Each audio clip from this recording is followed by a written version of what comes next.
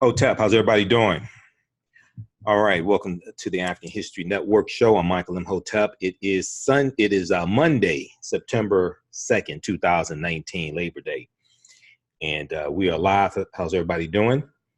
This is Michael Imhotep, founder of the African History Network, host of the African History Network show. I'm a talk show host, researcher, lecturer, and writer. So hope everybody's doing well. Share this broadcast on your Facebook page. Invite your friends to tune in also. So I talked about this topic some after the interview I did with Jice Johnson, dealing with the Black Boss Summit and Black Excellence, the Black Boss Summit taking place September 7th, 2019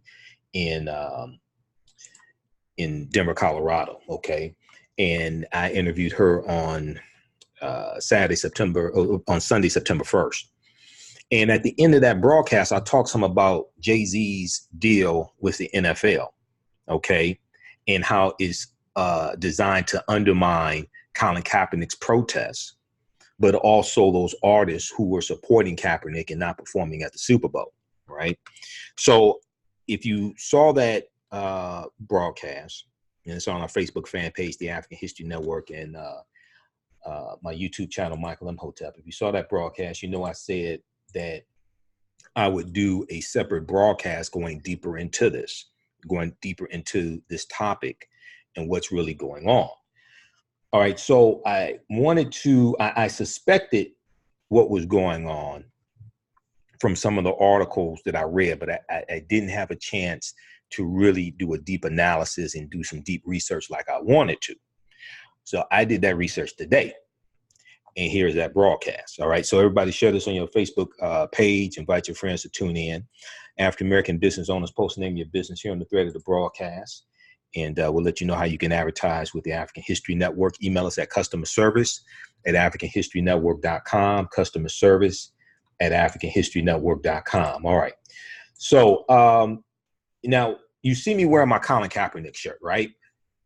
So if you know anything about me, you know I'm not a fair weather Colin Kaepernick fan. I've been supporting Kaepernick's protests since the first article was written about it by Steve Weiss for NFL.com. Okay, back that was August 27th. I think it was August 27th, 2016. I've been following his protests since then. Okay, I haven't watched the NFL game or the Super Bowl in 3 years. So you got some people whose principles are they only take a stand when it's possible. I'm not one of those people. I haven't watched the NFL game in 3 years, including the Super Bowl. All right. So what I'm going to do is we're going to look at. So what I did was, even though I've been following Kaepernick's protests, I went and read the press releases from Roc Nation dealing with Jay-Z's deal with the NFL. And there are two initiatives that were announced. So Thursday, August 29th, there was a press release that came out, and there were articles written that talked about Jay-Z's deal with Roc Nation and the apparel line Inspire Change, and then also Jay-Z producing music for the NFL and bringing on artists to produce music for the NFL and NFL teams. Okay. So I read the press release behind that and read some articles dealing with that. And then I went back and read the press release from about August 2013, which was the release about the initial deal. And many people saw the press conference, the controlled press conference that NFL Commissioner Roger Goodell and Jay-Z had, okay, and members of the media were asking questions, okay? So I'm going to go over the press releases with you, and then also we're going to look at some key articles, okay? So what this is really all about in a nutshell, this is about going around Colin Kaepernick, being able to get to top artists like Rihanna, Cardi B, other artists, get them to perform at the Super Bowl and also get them to create music and theme songs for various NFL teams. Okay. So a lot of people know that the ratings for the Super Bowl and for the NFL in general, ratings have been declining for the past few years, going back to the beginning of Colin Kaepernick's protest. And it's not just because of his protest that ratings have been falling. Okay. But that is contributing to it. But when we look at the Super Bowl that took place, the 2019 Super Bowl, it took place in February, okay, February 2019. The halftime show featured Maroon 5 and Travis Scott, okay? So leading up to that halftime show, or we're leading up to the Super Bowl, there was a lot of controversy around who was going to perform. And there were articles written about how the NFL was having a hard time attracting top talent, okay? Hard time attracting top talent. Rihanna said she wasn't going to perform. Cardi B said she wasn't going to perform at the Super Bowl. Okay, now Cardi B performed at a NFL Super Bowl party, but not at the Super Bowl, all right? So Maroon 5 came on. They brought Maroon 5 on board. Then they brought Travis Scott. And people so after the Super Bowl happened, people were complaining about how terrible the Super Bowl performance, the halftime performance was, right? So I went back to do some research on this. I suspected what was going on, but I wanted to confirm this. So let's look at this article here from CNBC.com. CNBC.com. This is from February 5th, 2019. Okay. Super Bowl draws lowest TV audience in more than a decade. Early data show. Super Bowl draws lowest TV audience in more than a decade. Early data show. Okay. This is from CNBC.com.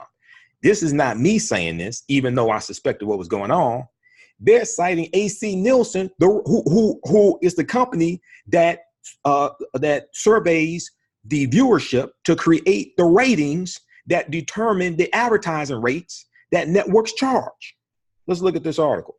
The Super Bowl was watched by the fewest people in 11 years.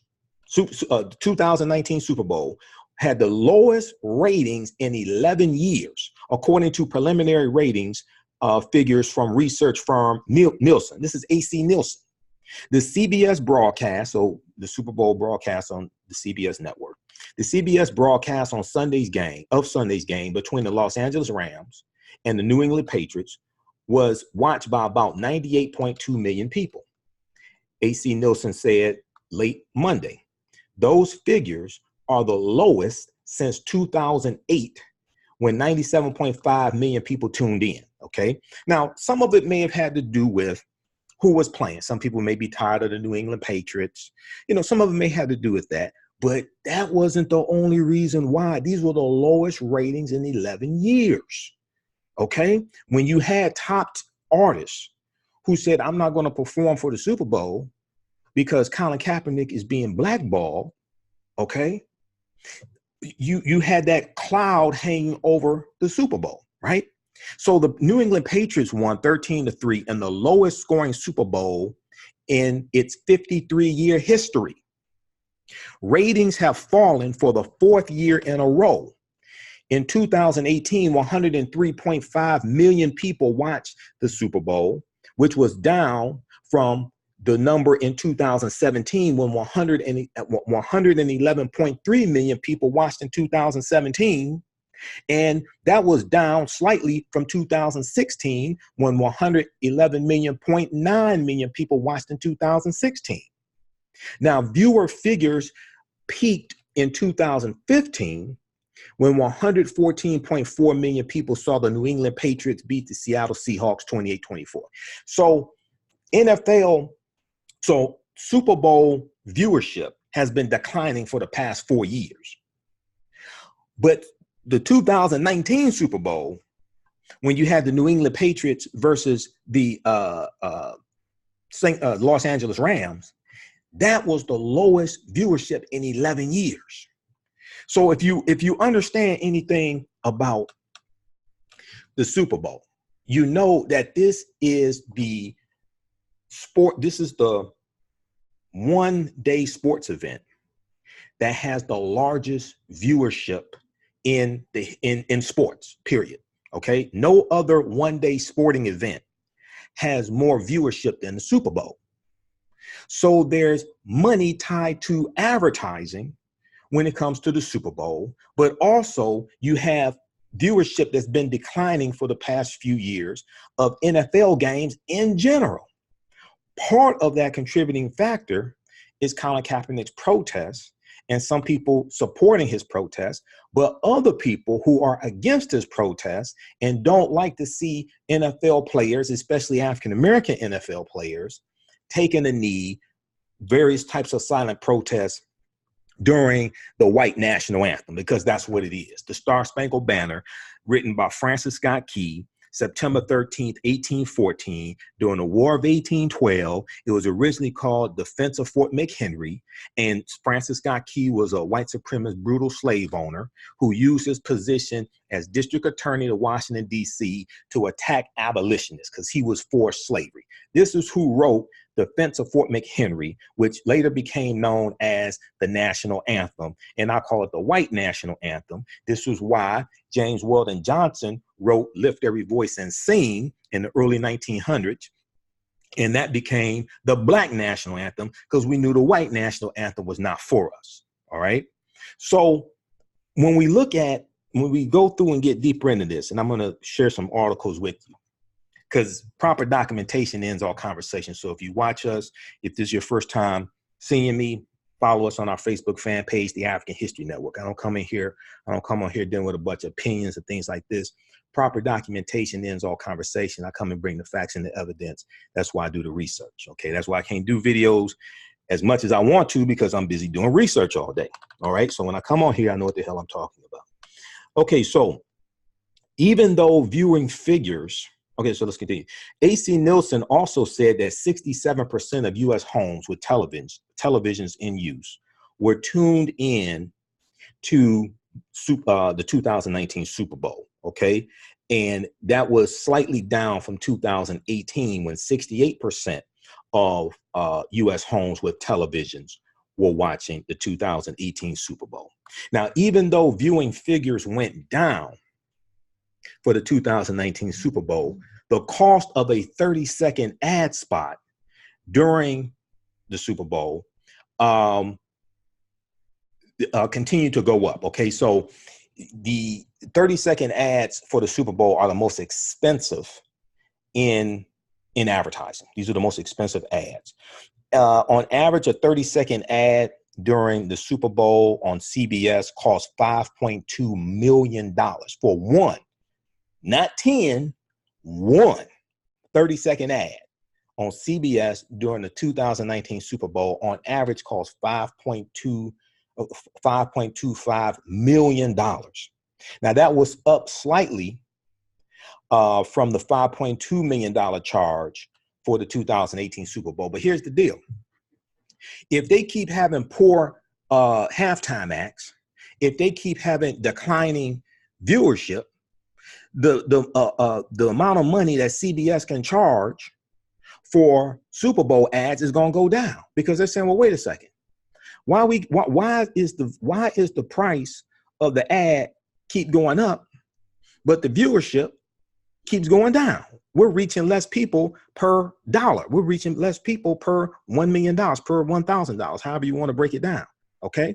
So, and then also this impacts the regular season and the viewership of the regular season. All right.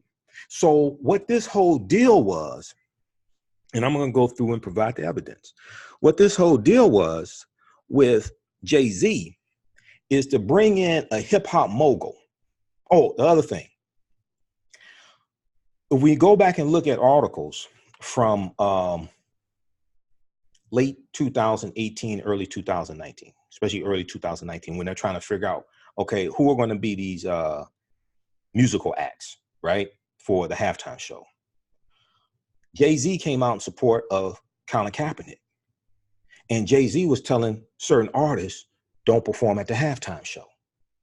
So now what Roger Goodell, NFL commissioner, and what the NFL do is they go get the same guy who was telling acts don't perform at the halftime show. They co-opt him, bring him in, and then they give him a deal to produce songs for NFL teams, produce songs, and also produce the next Super Bowl halftime show. And then also he's going to have a clothing line called, and this clothing line is going to inspire change. And this clothing line, the proceeds from the clothing line, or at least some of the proceeds, are going to go towards social justice campaigns. Okay, so we're gonna deal with this. Now, what this is designed to do is the same artists, Rihanna, Cardi B, some of these other artists who were not going to perform at the Super Bowl. You're going to see some of these same artists who are going to be recording songs for the NFL, theme songs for different teams. The next Super Bowl, the 2020 Super Bowl, you'll probably see Rihanna performing there. You'll probably see Cardi B, Meek Mill, some of these other artists, okay? Because Jay-Z is going to say, it's all right now, you could come on in. I've kicked in the door, it's all right now, you could come on in. Now, Colin Kaepernick is still whiteballed by the NFL. Colin Kaepernick is still whiteballed. Even though he got a settlement, so what? He's still being whiteballed. Eric Reed, who was the second NFL player to take a knee, that was his teammate on the San Francisco 49ers. Eric Reed plays for the North Carolina Panthers. Eric Reed gets more random drug tests than any other player in the NFL, most likely. And Eric Reed spoke out against this deal, okay?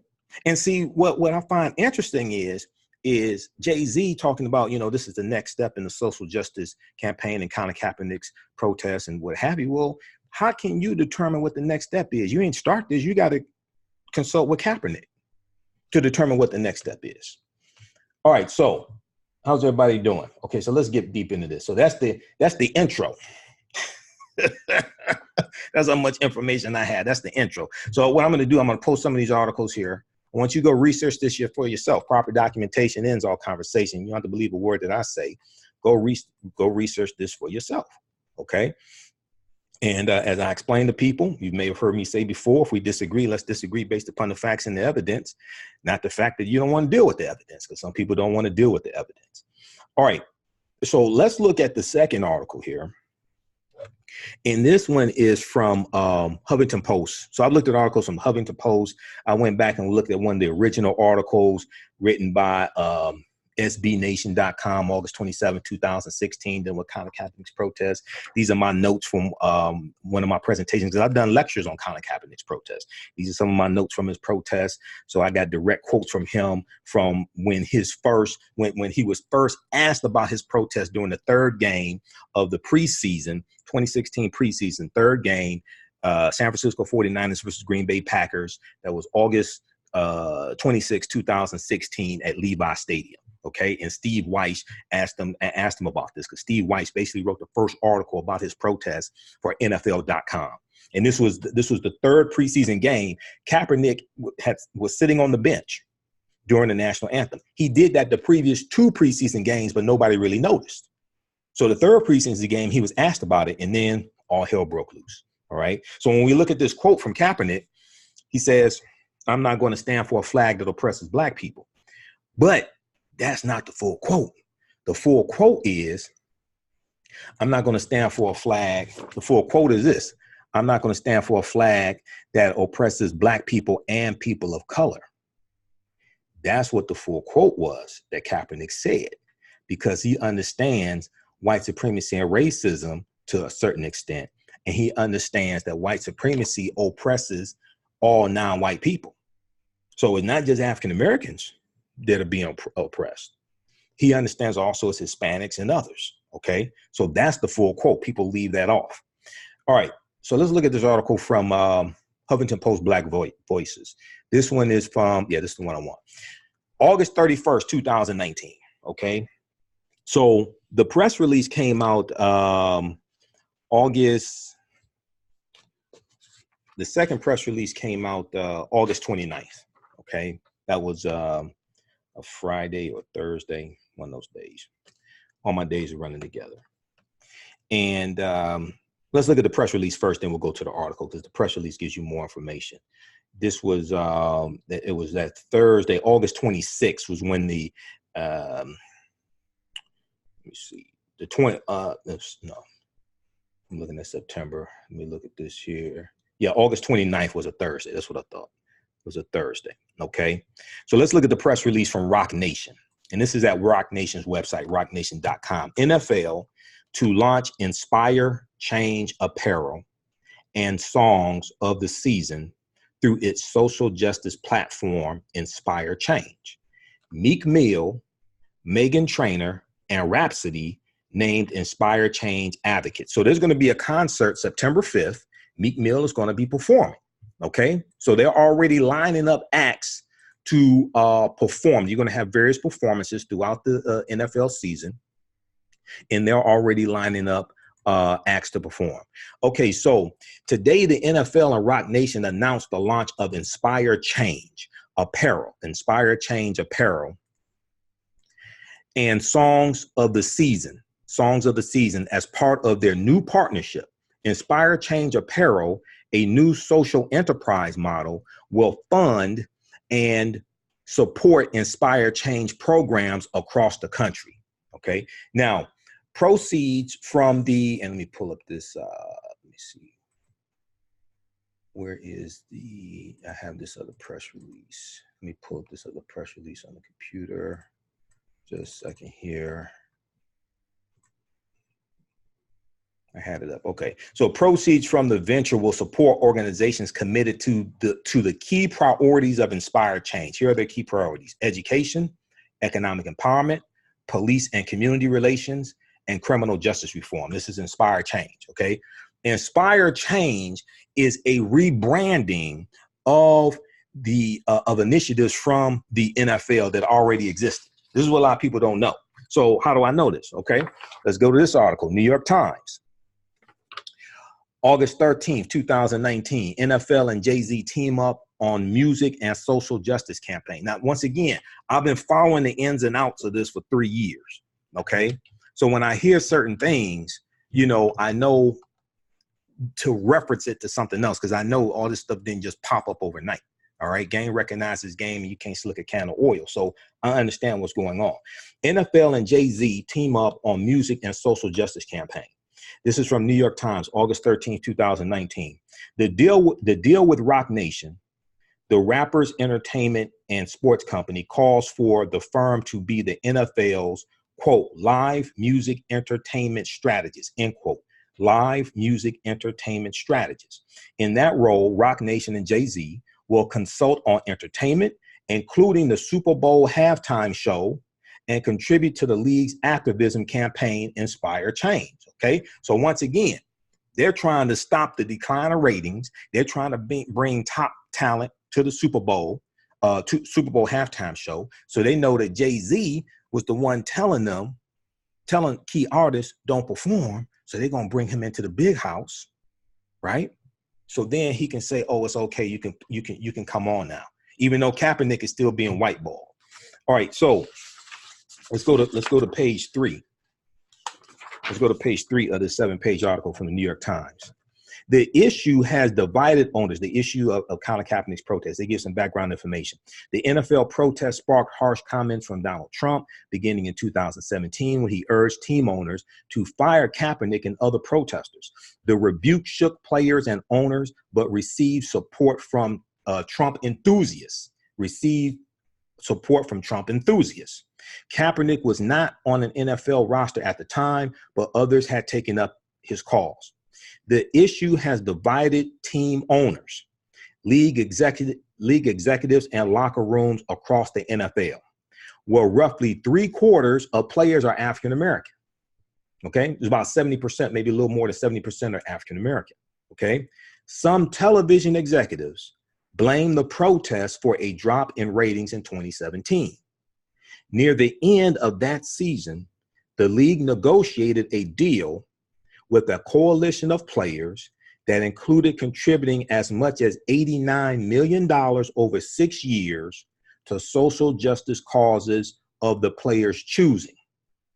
That effort, which was rebranded Inspire Change in January 2019, donates money to groups fighting for criminal justice reform, employment, and educational opportunities in economically challenged areas, and better relations between the police and local communities. So if you remember when you had Malcolm Jenkins and other NFL players, and they came to an agreement with the NFL, the agreement really is about 90 million that the NFL was going to reallocate.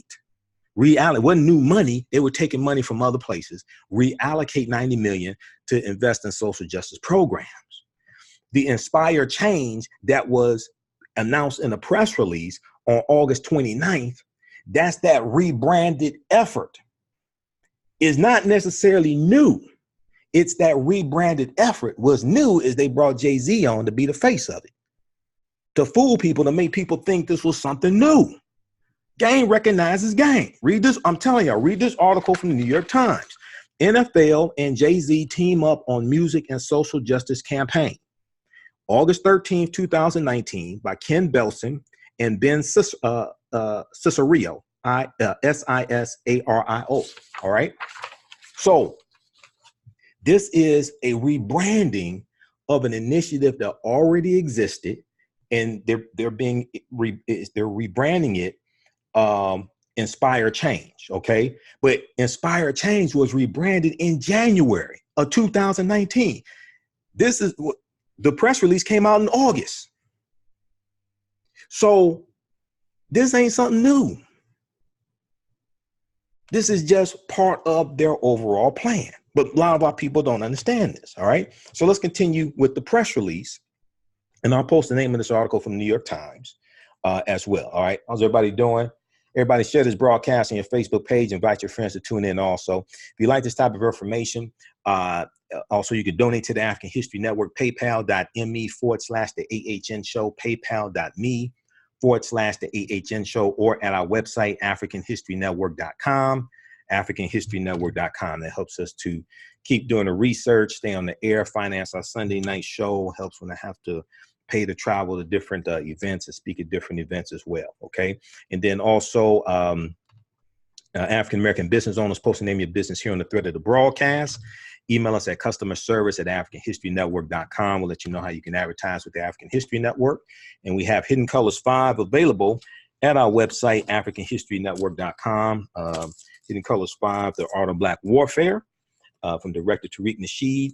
And for each copy of Hidden Colors 5 you purchase, you'll get 3 digital downloads of my lectures free. It's automatic at africanhistorynetwork.com. All right. All right. So let's continue here. And let me see who we have here. We got a bunch of people watching. Who we have here. We've got Brian. We've got Dawn, Lila, Kim, a bunch of people watching. Jennifer. All right. So let's continue. Let's look at this press release. This is at Roc Nation. I'm going to post a link here from Roc Nation's website to this press release. Okay. This is the press release from Thursday, August 29th, 2019. Okay, so let's continue. So proceeds from this venture will support organizations committed to the key priorities of Inspire Change. Okay. And now Inspire Change was the rebranded effort from the NFL, rebranded in January 2019. Their key priorities are education and economic empowerment, police and community relations, and criminal justice reform. The Inspire Change apparel line, designed by artists, will be available later in the 2019 season. Okay. Now, one of the questions I have is, are these going to be social justice programs that white people own and control, or are these going to be social justice programs that African Americans own and control that you're going to invest in? Okay. Education. What type of education? Economic empowerment. Economically empowering who? Okay. Police and community relations. Okay. You know, I want to see this manifest. Criminal justice reform. A lot of this stuff is just very, very vague. Okay. Now, Songs of the Season is the second initiative. Songs of the Season is a multi-tier season-long initiative that will highlight superstars and emerging artists of all genres. Superstars and emerging artists of all genres. Songs of the Season will showcase musicians that will create and deliver a song to be integrated in all NFL promotions each month during the season. Okay. So they're going to bring on top artists to create these songs, and different teams are going to have songs and theme songs, all this stuff. And who is at the head of all this? Jay-Z. The songs will debut during an in-game broadcast and will be simultaneously released to all digital streaming platforms worldwide.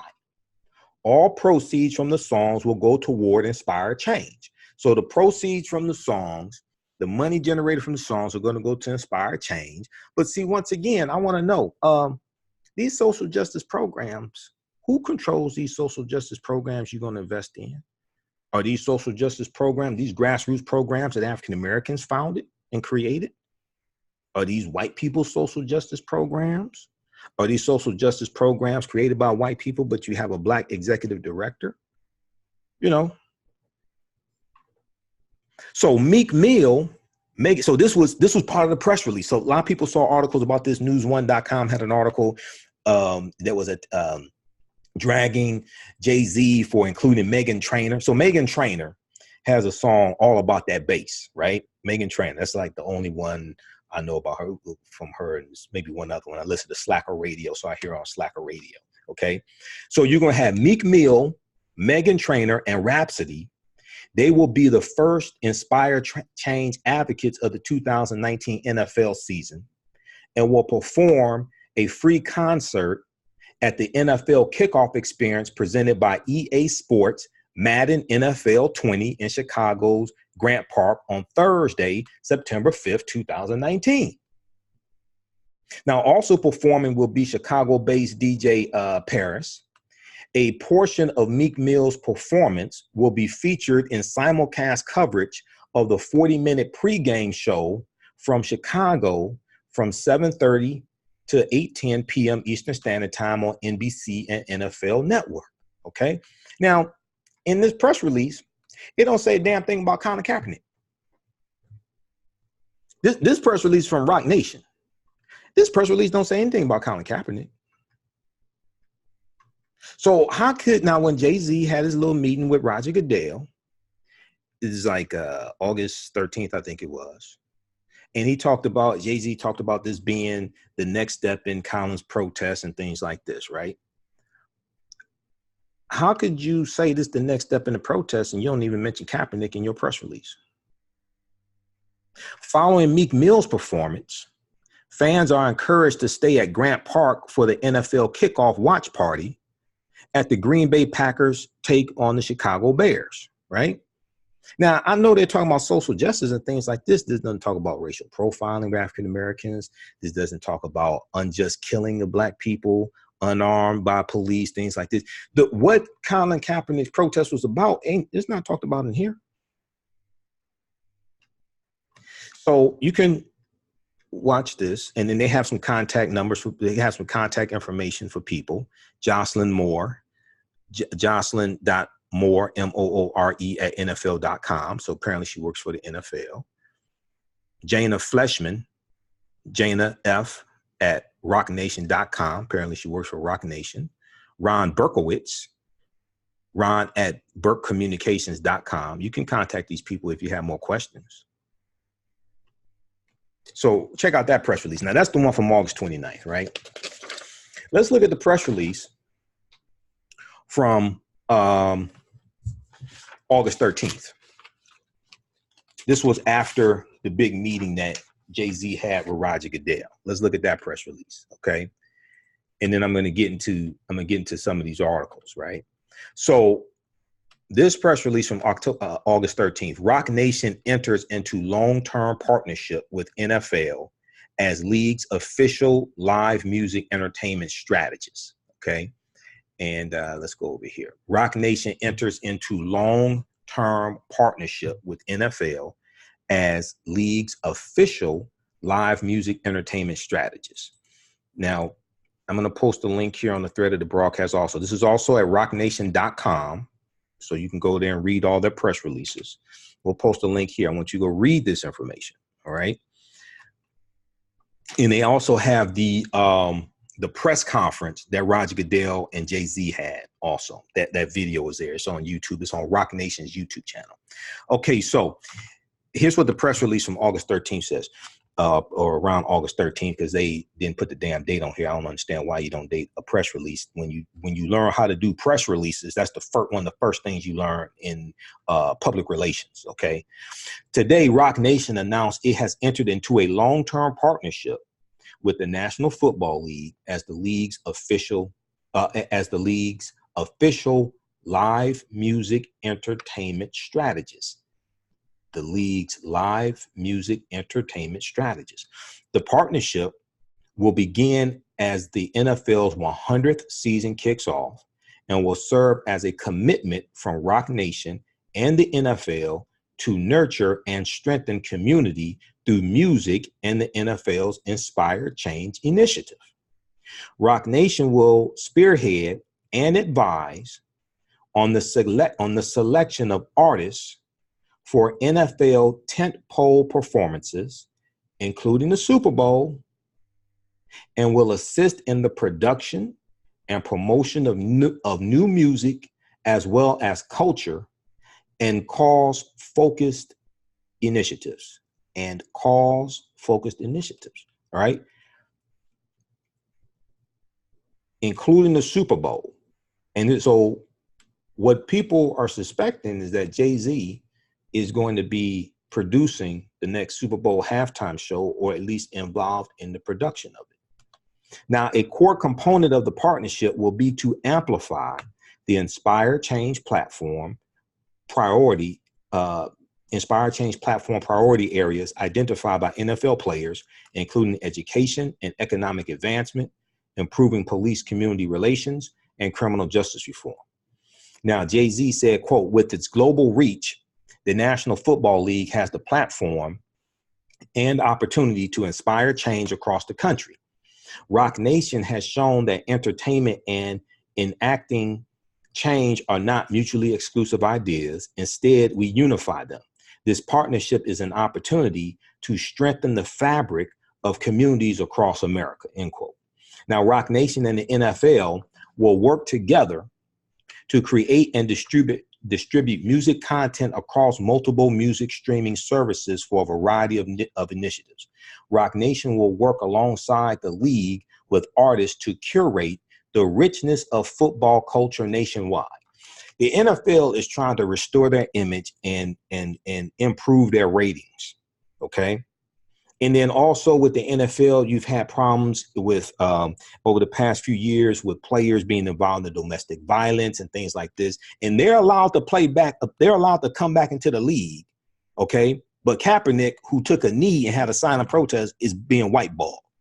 You got players who were engaged in domestic violence and they were suspended and then allowed to come back into the league. But Kaepernick, who had a silent protest, is still being whiteballed. Okay. Now, the other thing is very interesting. A lot of these team owners are big Donald Trump supporters. A lot of these NFL team owners are big Donald Trump supporters as well. That's another whole dynamic to this, right? So content initiatives may include a live visual album, songs of the season original music, archived and current content from live NFL music events and artist podcasts. NFL Commissioner Roger Goodell said, quote, Roc Nation is one of the most globally influential and impactful organizations in entertainment. The NFL and Roc Nation share a vision of inspiring meaningful social change across the country. We are thrilled to partner with Roc Nation and look forward to making a difference in our communities together, end quote. Now, Roc Nation will also consult and collaborate on various aspects of production, promotion, marketing, and communications for live music events and related activations. Maybe it's supposed to say activities, I'm not sure, which include new endeavors such as Songs of the Season and a Pro Bowl community concert, the NFL Pro Bowl. They're going to be involved in that too. Now, in all this research I did, I can't find how much is Jay-Z going to make from all of this? Or Roc Nation. Check not going to be in his name. It's going to be Roc Nation's name. How much is Roc Nation going to make from all of this? I haven't been able to find that anywhere. If you find that posted here on the thread, let me know. How much is Jay-Z and or Roc Nation going to make from all this? Because they ain't doing this for free. I guarantee you that. All right. So read this. Now, this is the press release from around August 13th, because they ain't put the damn date on this press release. I understand that. Okay. That's one of the first things I learned in my public relations class when I was doing my undergraduate degree in business administration with a major in marketing. All right. So that's the second press release, right? Let's look at the, I want to go and look at the article from, we'll come to that one from August 31st from Huffington Post. I want to look at the one with the comments. This had to be from August 13th, I think it was. The comments from Eric Reed, and let's see here. Where's the one with the comments from Jay-Z? Okay. So then the interview from January 2019 came out where Jay-Z is associating single parent households with negative police relations with African Americans. Newsone.com has an article about that. But let me go to the, let's see here, where is that? I want to look at what Jay-Z said, because there was a quote that I saw here. So just bear with me, because I have a bunch of articles here, because that's how I do it.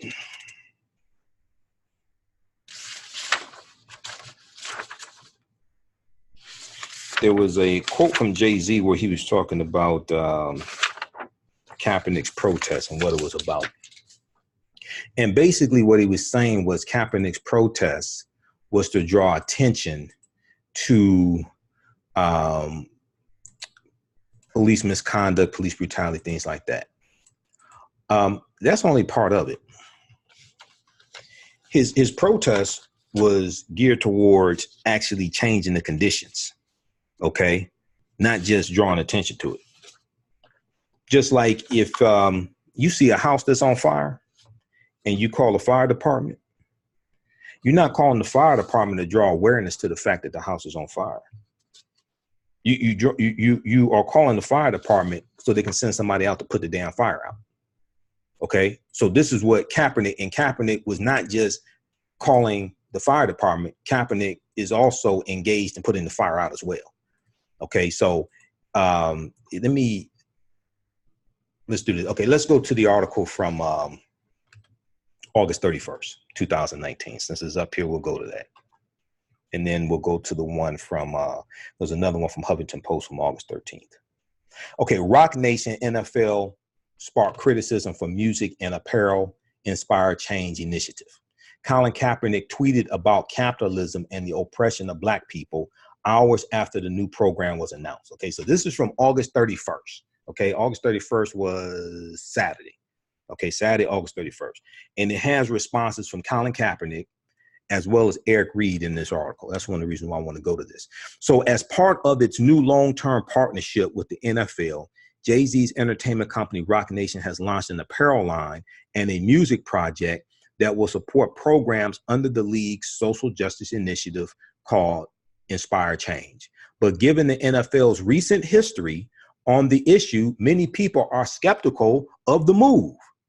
Many high-profile commentators criticize the initiative as hypocritical, accusing the league of blackballing or whiteballing Colin Kaepernick, my words, not theirs, for leading peaceful protests against social justice issues by kneeling during the national anthem at NFL games in 2016. There's also a response in here from Jamel Hill, used to be on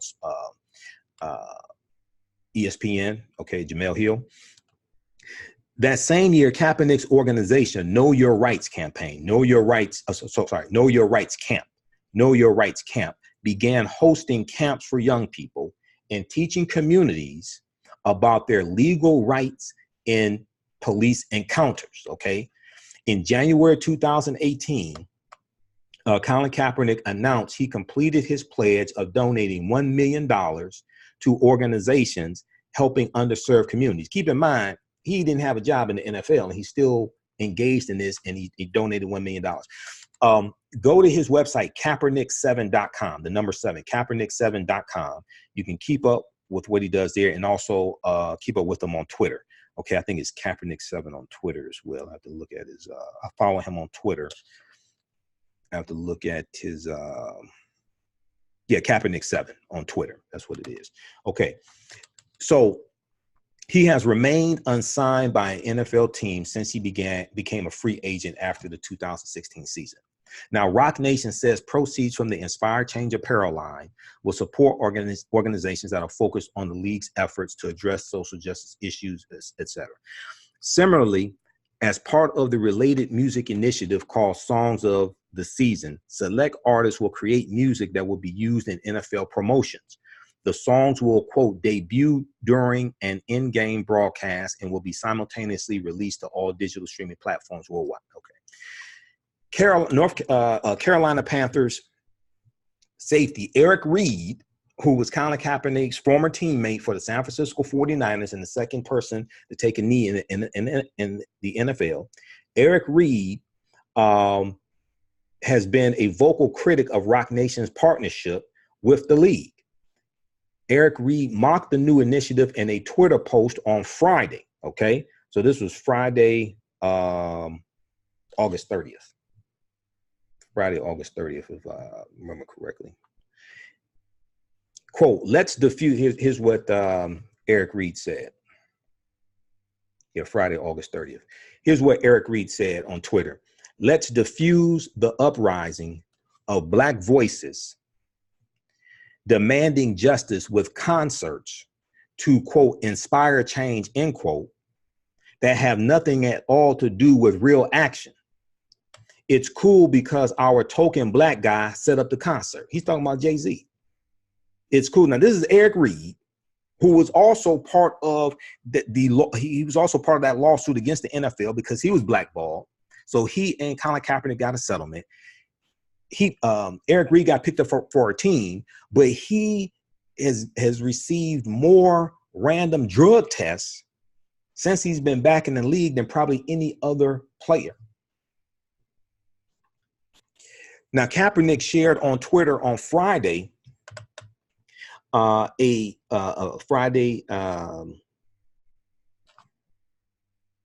shared on Twitter on Friday a highlighted paragraph from Robert L. Allen's 1969 book, Black Awakening in Capitalist America. Black Awakening in Capitalist America. This book discusses the role of capitalism in the oppression of Black communities, okay? And that's Friday, August 31st. Friday, August 30th, I should say. Friday, August 30th. So this book, Black Awakening in Capitalist America, discusses the role of capitalism in the oppression of Black communities. Kaepernick on Twitter said, reading always gives me clarity. He then shared the following quote from the book, quote, what they seek is not an end to oppression, but the transfer of the oppressive apparatus into their own hands. What they seek is not an end to oppression, but the transfer of the oppressive apparatus into their own hands. Okay, and he goes to quote a paragraph or two from Robert Allen's book. Here's what he highlighted this, and he put it on his Twitter page. Here's what he said. Here's what the quote says. In summary, CORE, Congress of Racial Equality, CORE, when the civil rights organizations during the civil rights movement. In summary, CORE and the cultural nationalists drape themselves in the mantle of nationalism, but upon examination, it is seen that their programs, far from aiding in the achievement of Black liberation and freedom from exploitation, would instead weld the Black communities more firmly into the structure of American corporate capitalism. This reformist or bourgeois nationalism, through its chosen vehicle of Black capitalism, may line the pockets and boost the social status of the Black middle class and the Black intelligentsia, but it will not ease the oppression of the ordinary ghetto dweller. All right. Let me see. Let's see here. Let's turn the screen share on so you can see this quote here. How's everybody doing? All right. Everybody share this broadcast on your Facebook page. Invite your friends to tune in. We got Lila, Muhammad, Ethan, Aaron, Ron. Everybody follow us here on our Facebook fan page, The African History Network, The African History Network. Also, if you like this type of information, be sure to register for the online courses that I teach. I teach them on Thursdays, 8 p.m. to about 10 p.m. Eastern Standard Time. Ancient Kemet, the Moors, and the Maafa. Understanding the transatlantic slave trade, what they didn't teach you in school. Ancient Kemet, one of the original names for Egypt. Ancient Kemet, the Moors, and the Maafa. Understanding the transatlantic slave trade, what they didn't teach you in school. This is a 8-week, 16-hour online course that I teach. We deal with thousands of years of history. We deal with what led to the transatlantic slave trade happening. We deal with the 800-year occupation of Europe by the Africans known as the Moors. It's regularly $130. It's on sale $80. As soon as you register, there's about 36 hours of bonus content you can watch. You can watch from all around the world. If you miss any of the class that we do live, all the sessions are recorded. You can go back and watch it over and over again. So we deal with book references, articles. There's a PowerPoint presentation I do. We deal with thousands of years of history, ancient Kemet, the Moors, and the Maafa, understanding the transatlantic slave trade, what they didn't teach you in school. Okay, so you can register for that. As soon as you register, you can start watching. And we also deal with the African presence in the Americas, and specifically the United States of America, going back tens of thousands of years.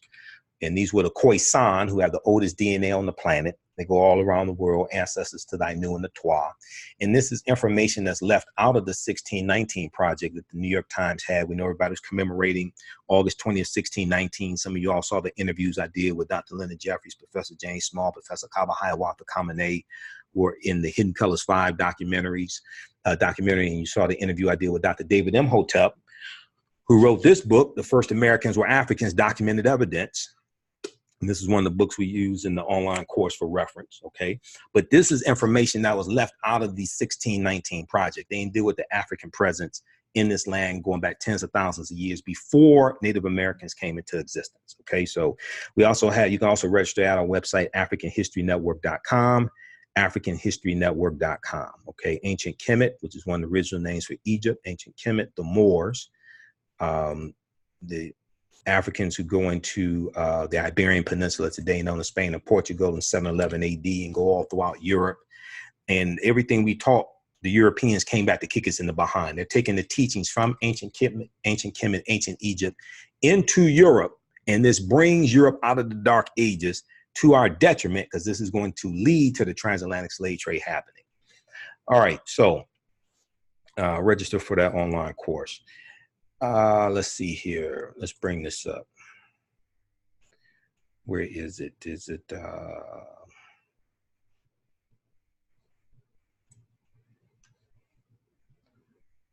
Okay, I'm going to show you the quote from Colin Kaepernick. All right, here we go. Let's turn the screen share on.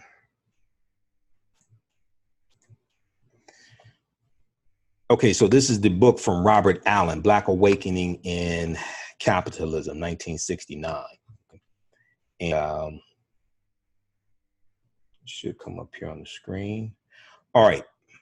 So in summary, core and the cultural nationalists draped themselves in the mantle of nationalism, but upon examination, it is seen that their programs, okay, it should be on the screen, that their programs far from aiding in the achievement of Black liberation and freedom from exploitation, would instead weld the Black communities more firmly into the structure of American corporate capitalism. This reformist or bourgeois nationalism, through its chosen vehicle of Black capitalism, and let me close out this video. I don't know why it keeps popping up here.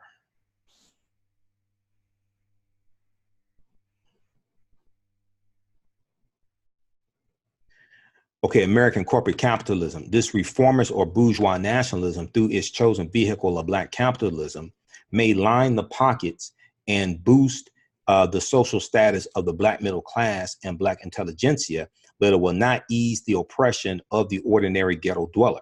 What CORE, or Congress of Racial Equality, what CORE and the cultural nationalists seek is not an end to oppression, but the transfer of the oppressive apparatus into their own hands, into the hands of, he's talking about into the hands of CORE, Congress of Racial Equality, and the cultural nationalists. They call themselves nationalists and exploit the legitimate nationalist feelings of Black people in order to advance their own interests as a class. And chief among those interests is their desire to become brokers between the white rulers and the Black ruled. So they become the intermediaries that then profit or get a commission over continuing to oppress their own people at the hands of the white power structure. This is what Robert Allen is talking about in Black Awakening in Capitalist America. And Colin Kaepernick is showing the comparison between what Robert Allen is talking about here and what Jay-Z is doing with the deal with the NFL. Okay. All right. So check this out. Let's turn that off. All right. So artists Meek Mill, Rhapsody, and Meghan Trainor have been announced as the first Inspire Change advocates, as we talked about.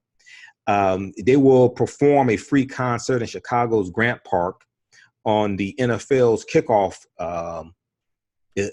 ahead of the NFL's kickoff game, featuring the Chicago Bears against the Green Bay Packers on September 5th. All right. Now, Jamel Hill on Twitter said, peak NFL is blackballing someone for speaking up for racial injustice and then turning that sugar honey iced tea into a t-shirt.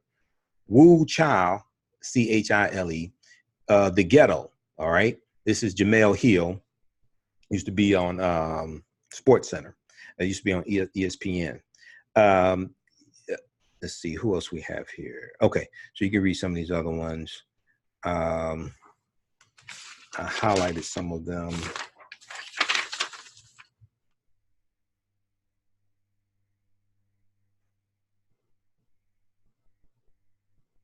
And then let's see, Left PFD, let's see, a PhD, because I highlighted, okay. Left PhD said Jay-Z and the NFL are partnering to profit off social justice clothing.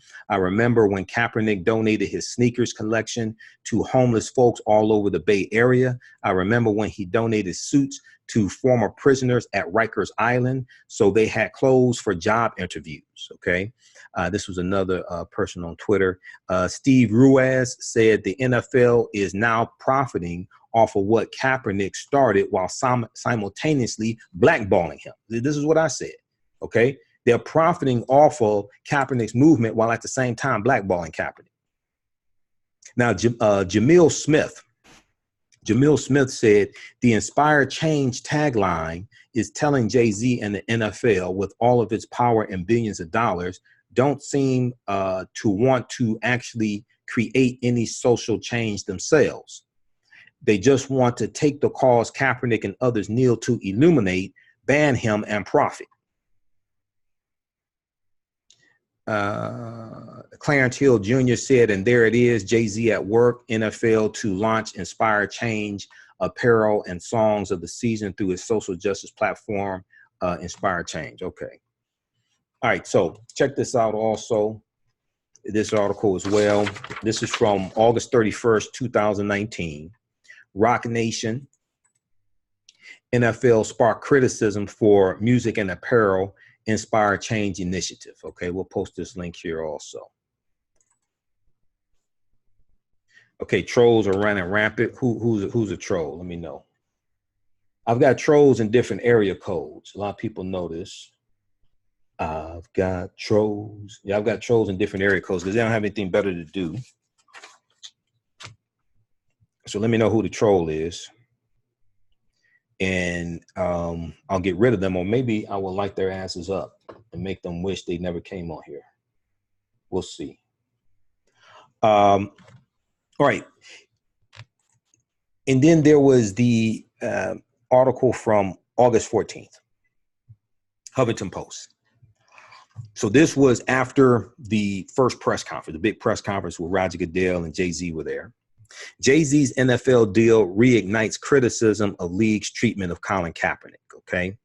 And let me scroll through here to the highlights. Okay. Also, so in this one, MTV host DJ Nisa Diab, who is, I think that's they're in a relationship. I think that's his fiance, because at one point I read that they were engaged. Okay. DJ Nisa Diab. Now, if you know anything about Kaepernick's protest, you know that DJ Nisa Diab is the one who's credited with helping Kaepernick gain his social justice perspective.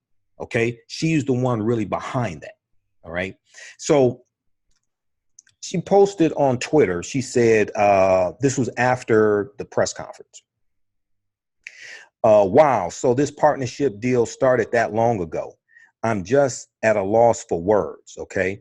MTV host Nisa Diab, who was in a relationship with Kaepernick, appeared critical of the partnership, tweeting on Wednesday. She was at a loss for words. She goes on to highlight something. She posted this on Twitter, and it says, Robert Kraft, owner of the New England Patriots. Kraft, who developed a friendship with Jay-Z through their mutual efforts to secure the release from prison of Meek Mill and to launch earlier 2019, the Criminal Justice Reform Organization spearheaded the effort by connecting Jay-Z to Commissioner Roger Goodell. Co-option. Conversations began last year, 2018. In early January, Robert Kraft, who got caught up in the prostitution sting with the massage, with the women at the massage parlor. That's that same Robert Kraft. That's him. Good friends with Donald Trump. Imagine that. Birds of a feather flock together. In early January, Robert Kraft and Roger Goodell, NFL commissioner, traveled to Los Angeles to meet with Jay-Z after up to 5 more meetings and other communications. Okay. After up to 5 more meetings and other communications. All right. So that's what she posted. Now, the NFL, which after a wave of firings of African-American head coaches, after last season, now has only 3 African-American head coaches in the league, in which 70% of the players are African-American. The NFL has had a troubled history confronting racial justice issues. All right. So we know Kaepernick filed a collusion grievance in 2017, alleging he was blackballed or whiteballed by the NFL after he sparked a wave of peaceful protests, etc. After finishing that season, till the protest started in 2016 in the preseason. After finishing that season with the San Francisco 49ers, a team that he led to the Super Bowl a few years earlier, he became a free agent. He remains unsigned, even though he's working out 5 days a week. August 27th, right around there, was 3-year anniversary of his protest and people recognizing his protest, August 27, 2019. All right, now, okay. So Eric Reed initially tweeted on August 13th, interesting timing on the partnership with Jay-Z on the heels of Stephen Ross' fundraiser for Donald Trump and the backlash his other companies are getting because of it. Okay.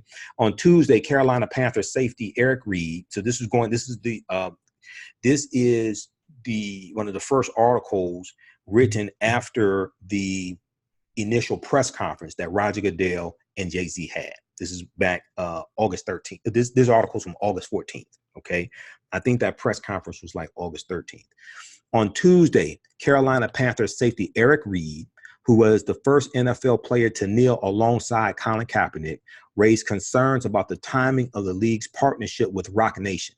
He took note of the recent criticism Miami Dolphins owner Stephen Ross received for hosting a fundraiser for Donald Trump's re-election campaign last week. A lot of these team owners are Donald Trump supporters. So how is this really going to, like, what progress, what are you really going to accomplish with this deal? This really looks more like co-option than cooperation. This really looks more like co-option than cooperation. Eric Reed also reached a settlement with the NFL after filing his own collusion grievance against the NFL in 2018. He was later signed by the Carolina Panthers in the middle of the 2018 season. Okay. Now, Eric Reed went on to tweet on August 13th, "You and some others seem to misunderstand that we had no beef with the NFL until they started perpetuating the systemic oppression that we are fighting by blackballing Colin Kaepernick and then me. Nah, I won't quit playing, but I will be a royal pain in the NFL's behind or ass for acting like they care." Okay. And looks like this was in response to a tweet from Brandon Raymond. Brandon Raymond said, "Eric, I rock with you, but you are actually signed and playing with a team. Saying anything about any partnership seems kind of weird. If you felt that strongly, you didn't have to start back playing." All right. Then Eric Reed went on to tweet after that in response to, he went on to tweet about people of color by forming numerous disingenuous partnerships to address social injustice while collectively blackballing Colin, the person who brought oppression and social injustice to the forefront of the NFL platform. Now, let's see. During a press conference on Wednesday, Jay-Z was questioned about his support for Kaepernick in his 2018 song, 8 Sugar Honey Iced Tea, with Beyonce, his wife. The Brooklyn native referenced the NFL protests, rapping, quote, "I said no to the Super Bowl. You need me, I don't need you," end quote. What changed? What changed since then? That was just last year. Now, when asked how he could launch the partnership while Colin Kaepernick remains unsigned by a team, Jay-Z suggested, according to Variety, because Variety magazine has an article about this. I read their article. There's a link in this article from Huffington Post to the article from Variety. Jay-Z suggested that his efforts are a continuation of Kaepernick's efforts. Okay, so now you get into misinterpreting what Kaepernick's protest was about. Here's what Jay-Z said at that press conference when he was asked about this. He said, quote, "I think that we forget that Colin's whole thing was to bring attention to social injustice, so in that case, this is a success. This is the next thing. One, you can't determine what the next thing is because you ain't start the first thing. Two, Kaepernick was focused on correcting on changing the conditions, correcting the police misconduct, correcting police brutality, correcting the oppression of African Americans and people of color, not just drawing attention to it. He was talking about changing the conditions, not just pointing out the conditions. So you can't determine what the next step is because you weren't involved in the first step." Jay-Z went on to say, quote, "There's two parts of a protest, the protest, and then there's a company or individual saying, 'I hear you. What do we do next?' For me, it's about actionable items. What are we going to do about it? We get stuck on Colin not having a job. You know what I'm saying." He said, we get stuck on Colin not having a job. You know what I'm saying? And this is more than that.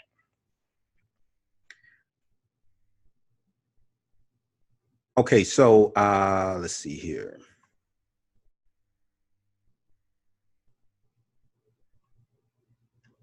Now, DJ Nisa Diab also tweeted back on August 14th, and this was in response to Jay-Z saying he talked to Colin Kaepernick.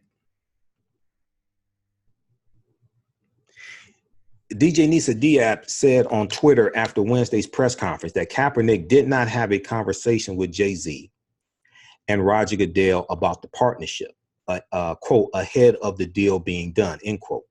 a person listed as a representative for Kaepernick did not immediately return Huffington Post request for comment. Nisa said on Twitter, "This is a lie. Colin never spoke to Jay-Z and NFL ahead of the deal being done. They never included him in any discussion."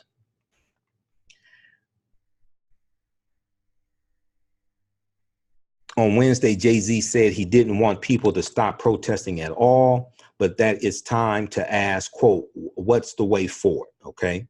So you can read the rest of, check out the rest of this article here.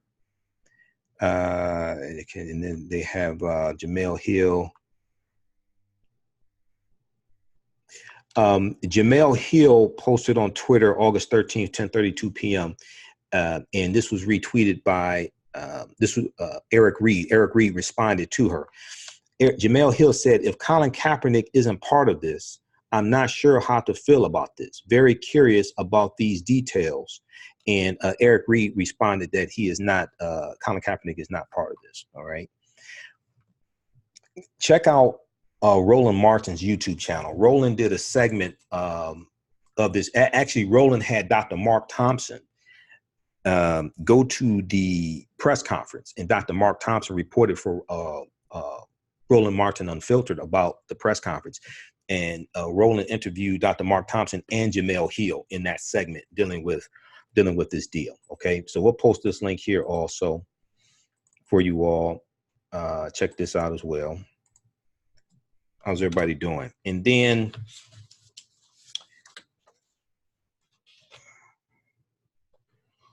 there's a big article from newsone.com that came out September 1st, 2019, that had a lot of people talking. This one is dealing with Jay-Z's words come back to haunt him as his NFL social justice initiative disappoints. Okay. Jay-Z's words come back to haunt him as his NFL social justice initiative disappoints. These details from the past could supply some much needed context to the controversial partnership with the NFL. All right. So this one is, and let me pull this up here.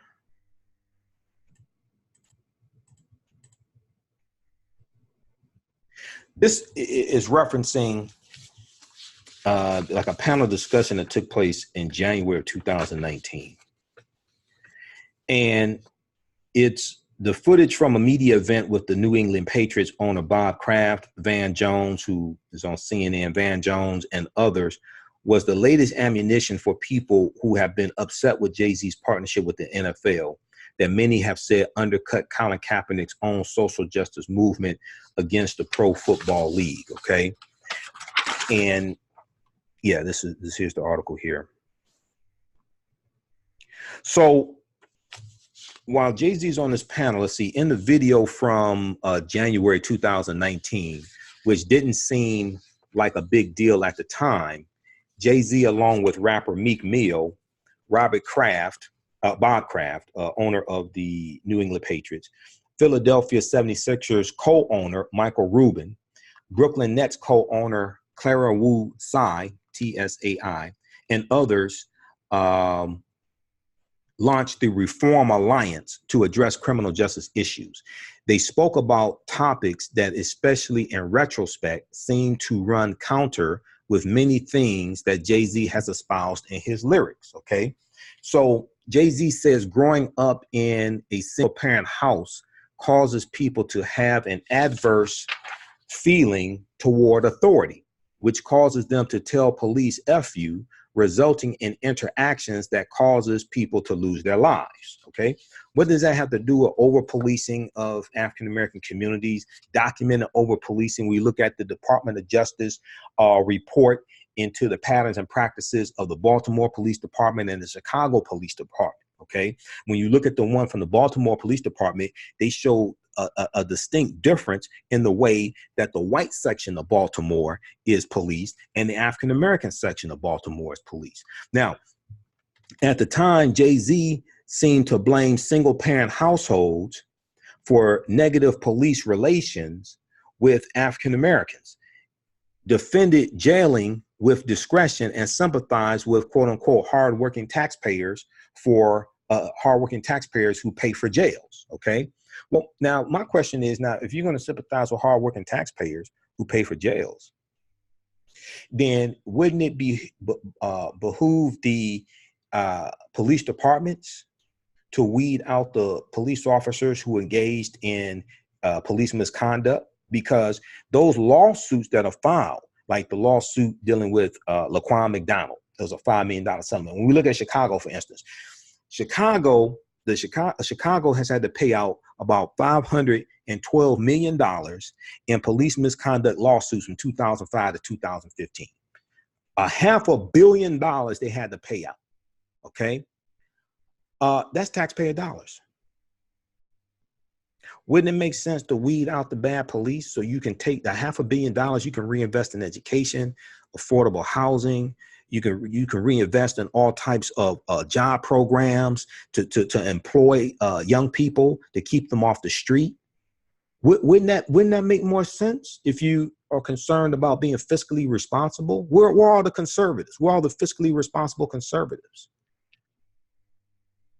So what I find interesting is Jay-Z's comments also seem to, undermine Colin Kaepernick's protest, because Kaepernick talked about the oppression of African Americans, talked about racism and people of color, talked about police misconduct, unjust police killings, things like this, right?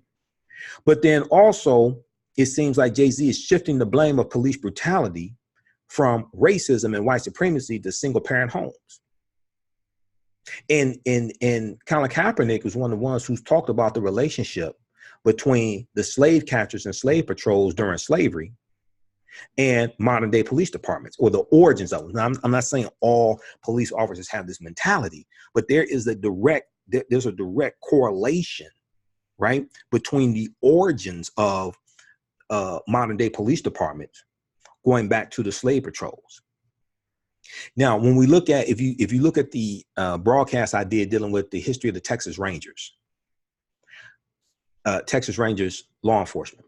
Texas Rangers were founded in 1836 when Texas got their independence from Mexico. The Texas Rangers started as, and this is not an attack on the Texas Rangers, this is history. And who was it? The Guardian, I think it was the Guardian, one of these publications had a big article about this. The Texas Rangers started as bounty hunters, hired by slave owners in the U.S.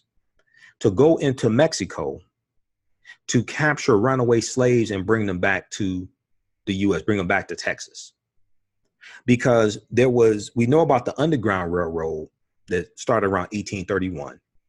And it was from the South going up north and going into Canada. And we know about Harriet Tubman and other conductors on the Underground Railroad, other abolitionists that operate the Underground Railroad, like Josiah Henson, who was the real life runaway slave that the character of Uncle Tom in Harriet Beecher Stowe's 1852 novel, Uncle Tom's Cabin, is based upon, right? But there was also a Underground Railroad going into Mexico because Mexico outlawed slavery in 1829, all right? So you had enslaved Africans in Texas and like the surrounding area that would go into Mexico and run away, go into Mexico, as opposed to trying to go up north. And you had abolitionists also who many times were helping them escape and go into Mexico as well. So when we look at the Texas Rangers,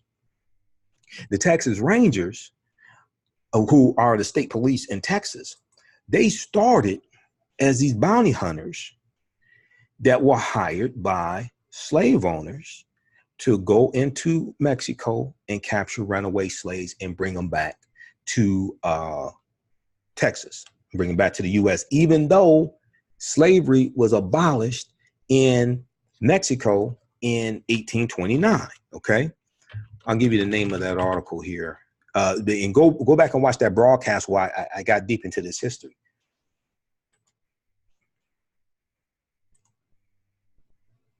Let me see. I thought I had that article bookmarked. It's one of them here. Just bear with me because I have a few hundred articles here. that are printed, and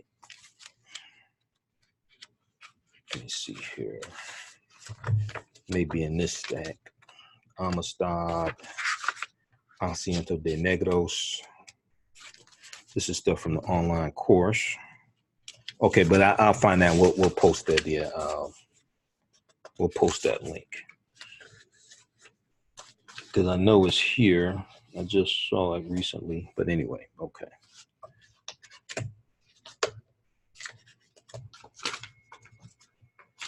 All right, I thought I had that one bookmarked.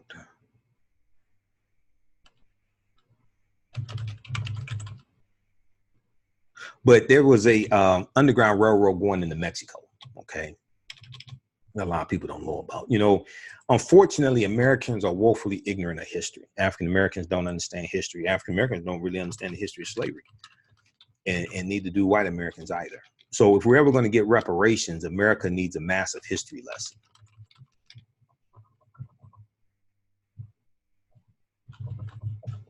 All right, we'll pull this one up here on the Texas Rangers.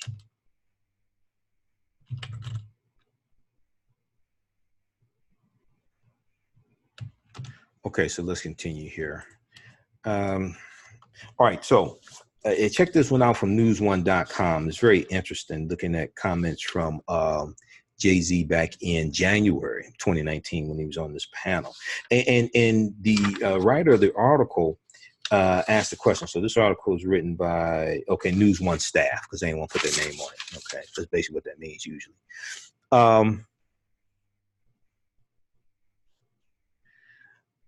They asked the question, Jay-Z rapped extensively about his single mother raising him and his own exploits as a drug kingpin years ago.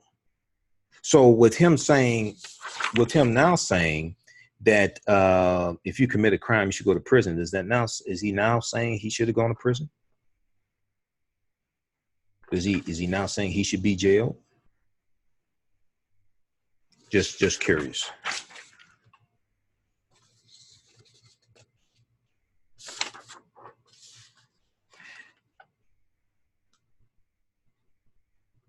And let's see here.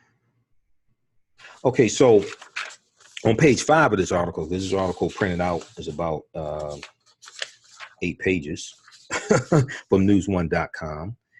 There was a Twitter post from Dr. Kenya Dennis, criminologist and sociologist, right? And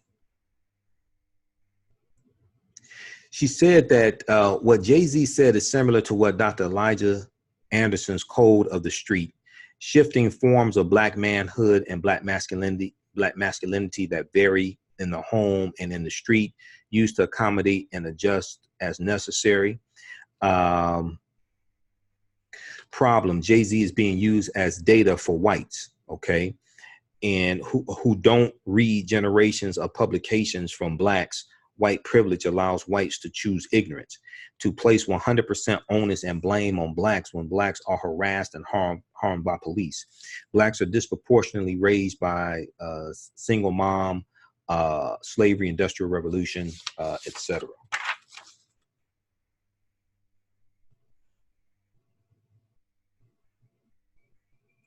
Now, Resist Programming posted the clips of Jay-Z speaking at this panel. Posted this on Twitter, August 31st, 2019. In one of their posts, they said, after saying people are killed during police interactions, and let's see, do we have it right here? After saying people are killed during police interactions, Jay-Z continues, quote, we don't want those in charge of the police areas to be in danger either. We want to be very clear. If someone commits a crime, they should go to jail, end quote. Jay-Z links the issues to politicians who, quote, run on this, end quote, but assures he means no disrespect. I don't want anyone to feel defensive about what I'm saying. He says the broken family structure impacts police officer families and, quote unquote, hardworking taxpayers who pay for jails.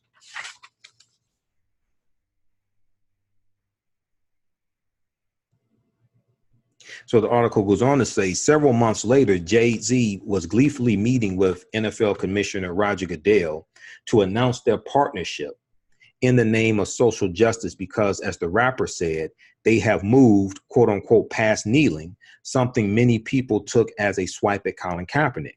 The kneeling would be replaced by, quote unquote, actionable items, Jay-Z said vaguely at the time. Okay. All right. So you can check this out. Then they reference the press conference. I'm just looking at the notes. I have things highlighted, underlined. I'm just trying to make sure I get to that. Okay. So Eric Reed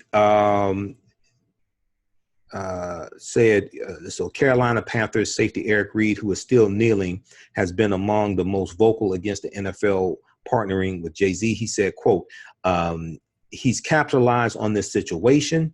Nobody, to my knowledge, talked about social justice before Colin started protesting. That was not a topic of the NFL, of off the field. For Jay-Z to come in and partner to address social justice, do it behind Colin's back, get paid to do it, I don't have words, end quote. So read this article also, because there's more to it. You can check it out. Jay-Z's words come back to haunt him as NFL social justice initiative disappoints. September 1st, 2019, news1.com. Okay. So check this one out as well. Okay. Let's go to some of your comments here. Let me post this. Here we have Johnson, Zandrine. Let's go to some of your comments here. How's everybody doing? All right. Ken On was not being sold. How can Jay-Z ignore the facts of the president who has set the tone of all of our unjust, racist, and brutal attacks on people of color? And white supremacy follow the president's lead because they or corporations feel nothing is going to happen to them. They feel they are above the law. Well, this is why, once again, I don't understand why people are watching the NFL. I haven't watched the game in 3 years, including the Super Bowl. You want to send a clear message. We need to boycott. You need to boycott the NFL, boycott the NFL ticket, those packages that they sell, all that nonsense. We can send a clear message.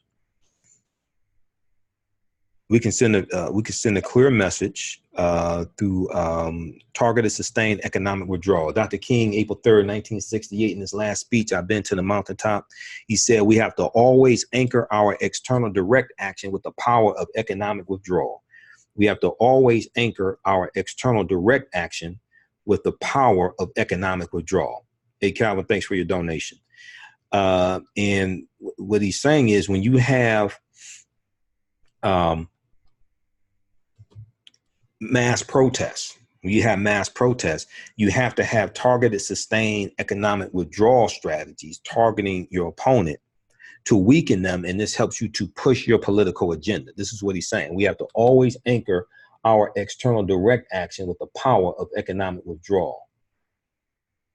Okay, Lila said the black community is not a trading piece. Kimberly said, never mind, I read that wrong. Okay. We got Toby, Jetty, Renee, Jay-Z's an opportunist. And then you remember Damon Dash in the interview, he said Jay-Z ain't sugar honey iced tea, right? Y'all saw that? We posted an article about that. Now, Damon Dash knows Jay-Z better than, majority of people.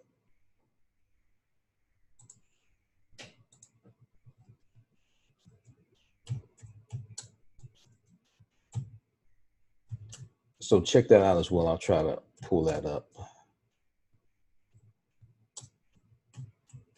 Try to pull up that article. I thought I had it bookmarked, but I don't have that one bookmarked. TMZ, yeah, TMZ has an article about that. Let's see here. Let's continue. Let me look at some more of your comments. Okay. Toya, they will probably run him out of the hood when he visits. He's not even smart. Adrian, all the oppressor understands is loss of revenue, period. Okay, Swollen, Anita. I agree, Michael. I still boycott the NFL. Anita's in Detroit. Well, we had a sorry lines also, so they make it a little easier to boycott, Anyway. Tashana said, I'm here because I want to know why he's considered a sellout. Okay. You can go back and watch this from the beginning if you missed anything, Tashana. Kimberly, true to a point, but let us not spread fake news. All these attacks did not start with the man in the White House. Yes, he has helped, but this mess started really badly under Obama. They regretted that vote and things got worse. What do you mean? They regretted that vote. What do you mean? Ron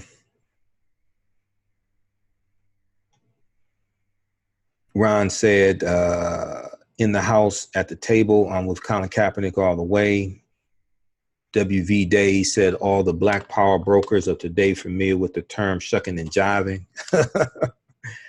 All right. So you can, Toya, he's exploring the black community. That's why I think you mean he's exploiting the black community. Yeah, exactly. This is what I've been saying. Okay. And game recognizes game. So this is what's happening with the NFL. All right. Okay. African American business owners, email us at customerservice@africanhistorynetwork.com. We'll let you know how you can advertise with the African History Network. Okay.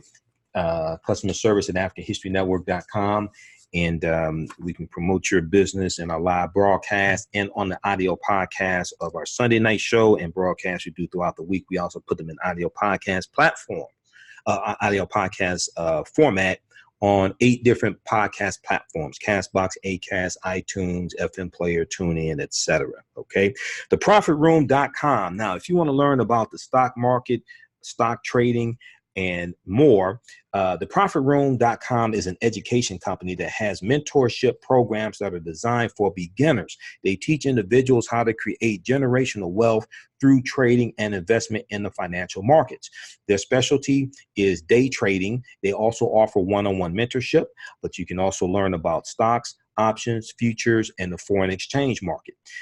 Visit their website, theprofitroom.com, wealth building. Click on wealth building, theprofitroom.com, click on wealth building. Check out the interview I did with them as well. This is an African-American owned company. They're very, very knowledgeable. Theprofitroom.com. Okay. Now you've heard more and more, we hear more and more about cannabidiol, right? Well, darkmagentas.com offers products that and essential oils such as cannabidiol infused bath bombs, shower steamers, sugar scrubs, and soaps.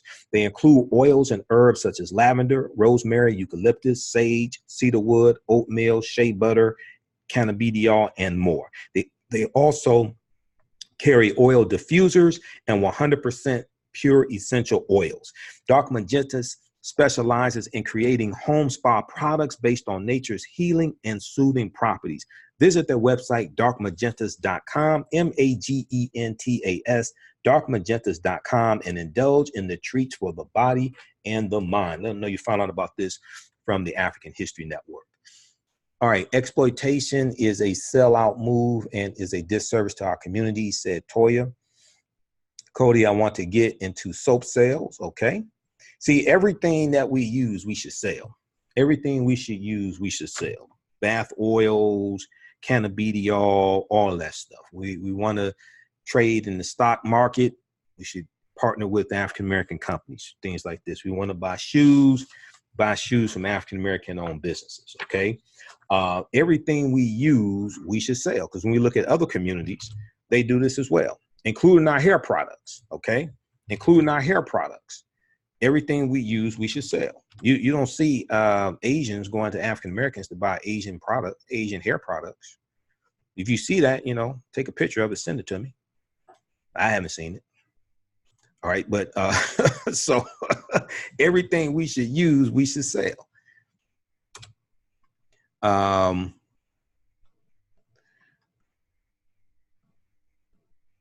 Okay. If we have a troll, let me know. Okay. Carl said behind your right shoulder is a picture of Ali. Speak on the athletes that supported him. Some of the athletes supported him. Others were opportunists, like Jim Brown. Jim Brown was an opportunist. There was, so that famous picture that you see of the athletes around Muhammad Ali at a press conference, right? There was an article I posted about this. I think it was an article from Biography. And Jim Brown wanted Ali to get back into the ring because Jim Brown had some type of deal, some type of deal dealing with boxing and closed caption rights or pay-per-view rights or something like that. Okay. So Jim Brown was there for financial reasons. You had others that were supporting Ali based upon principle. You had others that wanted Ali to fight again because they wanted to get paid. Okay. So there was I'll see if I can pull up this article here. It's a very, very interesting behind the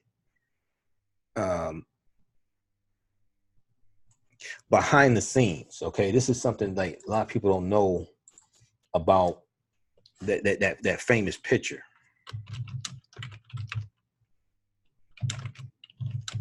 I'll see if I can pull this up quickly here.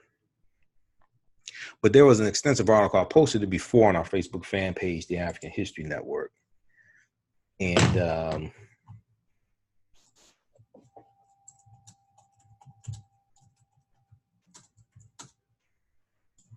think it was from Biography or ESPN. Oh, The Undefeated. That's right. The Undefeated. That's what it is. The Cleveland Summit and Muhammad Ali, the true story, The Undefeated. You got to read this article. Historic meeting organized by Jim Brown had an economic incentive. Okay. So Jim Brown was kind of like Jay-Z. All right.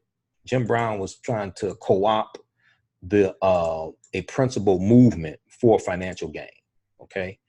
And so, you know, you see Jim Brown with Kanye West sitting up in Donald Trump's office, and Kanye West is putting on a minstrel show.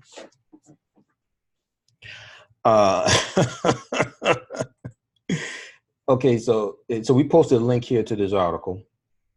The Cleveland Summit and Muhammad Ali, the true story. Former Cleveland Browns Hall of Fame running back Jim Brown presides over a meeting of top African-American athletes on June 4th, 1967 to show support for boxer Muhammad Ali's refusal to fight in Vietnam. So it was April 30th, 1967 that Muhammad Ali refused to be drafted into the army, okay, to fight in Vietnam, all right? And let's see here very quickly here in this article. According to legend and countless media reports in subsequent years that failed to challenge that. So it was a sunny Sunday afternoon, June 4th, 1967. Some of the greatest Black athletes in the country gathered in a nondescript office building in Cleveland. Okay, a nondescript office building in Cleveland. According to legend and countless media reports in subsequent years that failed to challenge that legend, the athletes had come together to decide whether to lend their support to Muhammad Ali, who had been stripped of his heavyweight title and faced charges of draft dodging for his refusal to serve in the Vietnam War. Okay, let me pull up this article here on the main laptop here. Now, Ali needed support. That much is true. Ever since he had changed his name from Cassius Clay, joined the Nation of Islam, and refused to join the military, he'd become one of the most reviled men in the nation, hated almost as much by African Americans as by white ones, okay, because many of us were confused then and we're confused now. So the fact that other African American athletes would convene in support of Ali held significance. The men meeting in Cleveland that day included Jim Brown, Bill Russell, and Lou Alcindor, who's going to change his name to Kareem Abdul-Jabbar. Okay, they were widely admired. But as we mark the 50th anniversary of the Cleveland Summit, okay, so this article is from should be from 2017. Yeah, this article is from June 1st, 2017 by Jonathan E-I-G, okay? As we mark the 50th anniversary of the Cleveland Summit, the time has come to scrape off the barnacles that adhere to this story. There were multiple interests in play in that room and differing conceptions of the best way to advance the position of African Americans in America. Some of the men were ex-military. Others had economic stakes in the outcome. Now, before the meeting in Cleveland, boxer promoter Bob Arum, A-R-U-M, and others, including prominent members of the Nation of Islam, tried to persuade Muhammad Ali to accept a deal that one of Bob Arum's law partners had negotiated with the government. If Muhammad Ali would agree to perform boxing exhibitions for U.S. troops, the draft dodging charges would be dropped. Okay. Now listen, a lot of people don't know this. All right. If Muhammad Ali would agree to perform boxing exhibitions for U.S. troops, the draft dodging charges would be dropped. At the time, Bob Arum was running a company called Main Bout, B-O-U-T, Main Bout, which controlled the closed circuit television rights for Muhammad Ali's fights. Main Bout needed Muhammad Ali to attract closed circuit viewers. Among Bob Arum's partners in Main Bout were Jim Brown and two leading figures in the Nation of Islam, Herbert Muhammad, son of the Nation of Islam's leader Elijah Muhammad, and John Ali, the Nation of Islam's national secretary. Okay, so these two were partners with Bob Arum, okay, in Main Bout. All right, and they needed to attract closed circuit viewers. So Elijah Muhammad and John Ali, Nation of Islam secretary. Okay, John Ali told me that he and Herbert Muhammad profited personally from the agreement with Main Bout. It was not a deal with the Nation of Islam, however. So this was a deal that these two had with Bob Arum. It wasn't a deal with the Nation of Islam. All right. So this meant that Bob Arum, Jim Brown, Herbert Muhammad, and John Ali all had an incentive to get Muhammad Ali in the ring as soon as possible. A lot of money was on the line. In addition, Bob Arum told Jim Brown that if he and other African-American athletes could persuade Muhammad Ali to resume boxing, the athletes would be rewarded with local closed circuit franchises. Local closed circuit TV franchises. In essence, a portion of the proceeds from Muhammad Ali's fights would go to these athletes. Jim Brown, who organized the meeting, had retired as the NFL's all-time leading rusher a couple of years earlier and was working as an actor while he also was pursuing his interest in Black economic empowerment. He invited not only Bill Russell of the Boston Celtics, Bill Russell, but also Lou Alcindor, who would later change his name to Kareem Abdul-Jabbar. Okay, Lou Alcindor was playing for UCLA at the time, all right, but also Sid Williams and Walter Beach of the Cleveland Browns. They were also invited as well. Now, Curtis McClinton of the Kansas City Chiefs, Bobby Mitchell, and Jim Shorter of the Washington Redskins, and Willie Davis of the Green Bay Packers. Also present were Carl Stokes, a prominent attorney in Cleveland, who would be elected the first Black mayor of a major American city that November 1967. Okay. Now, the meeting, so also is important to note that April 4th, 1967, Dr. King comes out officially in opposition to the Vietnam War in a speech called Beyond Vietnam. That's April 4th, 1967. April 30th, 1967, Muhammad Ali refuses to be drafted into the army to go fight in Vietnam. Okay, so that was both in the same month, April 1967. Now, several of the men in Cleveland, let's see, hold on. So the meeting held in the offices of Jim Brown's Negro Industrial and Economic Union had only one purpose, according to Bob Arum. Quote, to convince Ali to take the deal because it opened up tremendous opportunities for black athletes, end quote. He continued, quote, I wasn't setting it up for the athletes to rally around Ali. I was not setting it up for the athletes to rally around Ali, end quote. Now, several of the men in Cleveland were military veterans. Some believed Elijah Muhammad's separatist ideology was racist, and if followed through, would lead to American apartheid. They arrived intent on challenging Muhammad Ali's stance, because Muhammad Ali was a follower of Elijah Muhammad. He was a minister in the Nation of Islam. He was standing on principles, and he was a conscientious objector. He was saying fighting in America's war conflicted with his religious beliefs. Okay.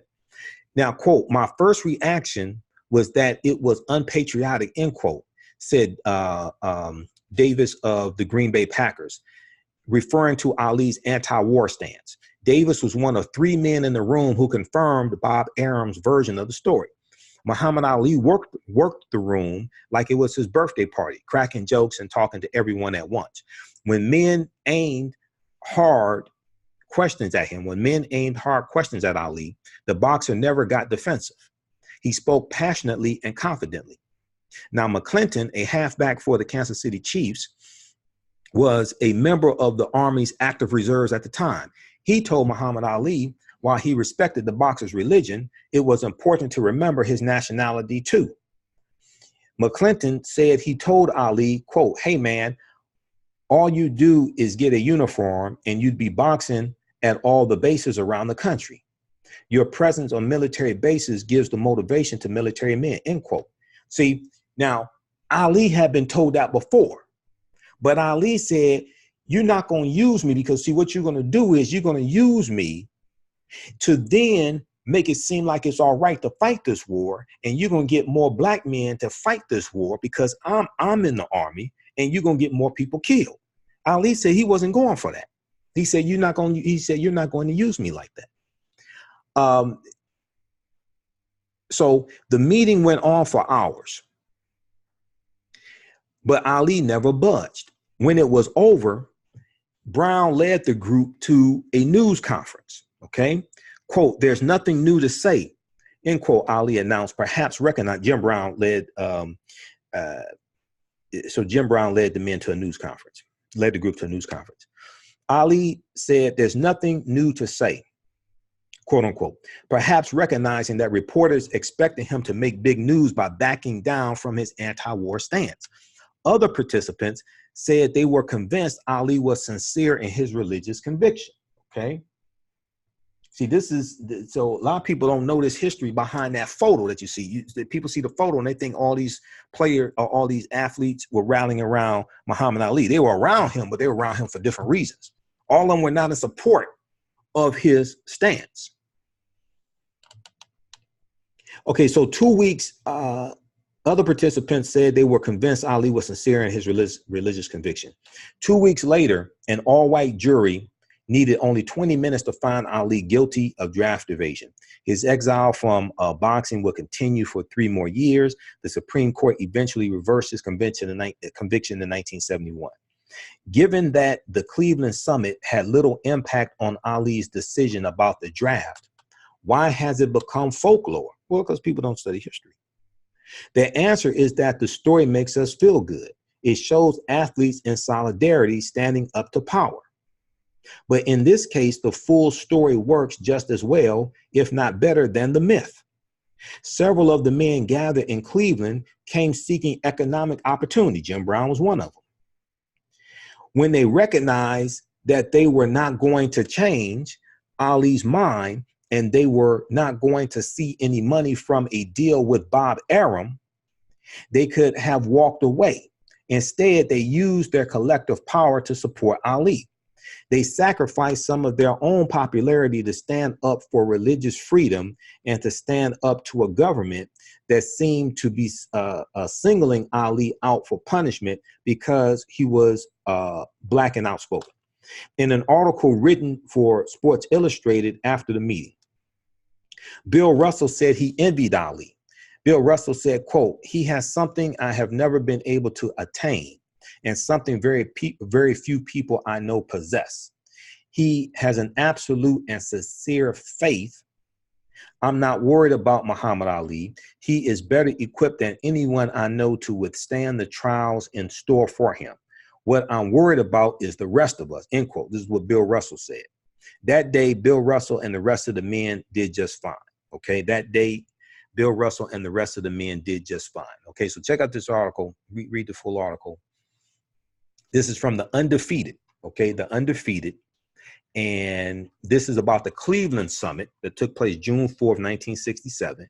And everybody's seen the famous picture of the African-American athletes around Muhammad Ali, right? But we don't know the story behind the photo, okay? We think everybody was in solidarity with Ali and things like that. No, that wasn't the case at all right?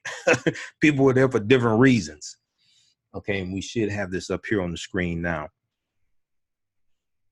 All right, so this is from the Undefeated, the Cleveland Summit and Muhammad Ali, the true story. Historic meeting organized by Jim Brown had an economic incentive, right? This mind you a Jay-Z in the NFL. All right. Muhammad Ali, Colin Kaepernick's Muhammad Ali. Jay-Z is Jim Brown. Okay. This reminds you of the Cleveland Summit. Check that out. Okay, let's look at some more of your comments here. The NFL has strong contracts. Your hopes for infiltration is wishful thinking. He'd be sued for breach of contract. I'm not sure who you're saying would be sued. Anthony Weston, remember the 1967 AFL All-Star Game boycott? At the time, a draft conviction meant Leavenworth. Yeah, you can go to prison. He appealed his conviction. He was able to, so Ali was able to stay at home while he appealed his conviction. Okay, how you doing, Vivian? John Ray, how you doing, John Ray? Yeah, visit workingwithjohnray.com, workingwithjohnray.com. Let's see here.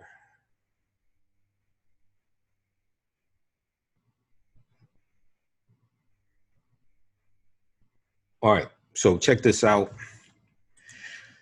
Visit our website, AfricanHistoryNetwork.com. All of my DVD lectures are there. We have bundle packs. We had a Black Migration 1619 to 2019 DVD bundle pack, includes 6 of my latest presentations, all of the 6 of my lectures I've done this year.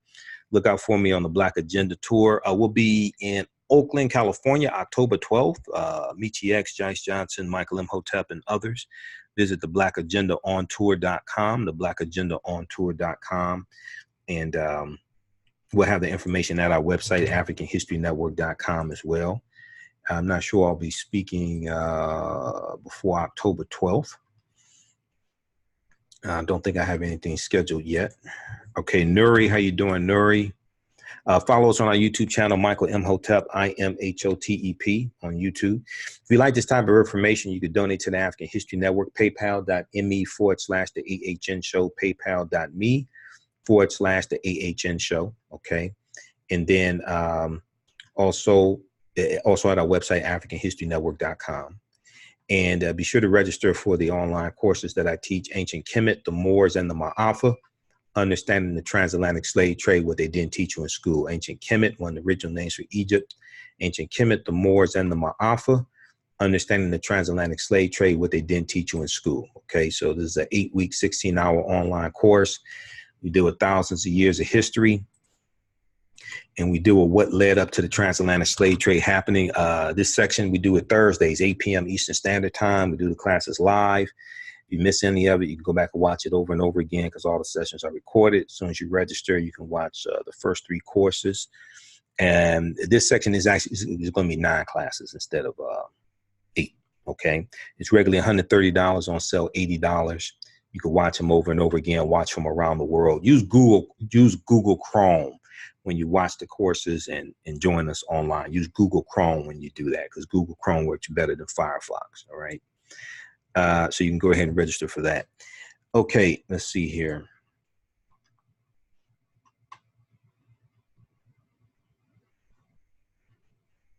Yeah, ancient Kemet, the Moors, and the Maafa, understanding the transatlantic slave trade, where they didn't teach you in school. And we do I do a special section dealing with August 20th, 1619, Point Comfort, 29 Africans coming into Point Comfort.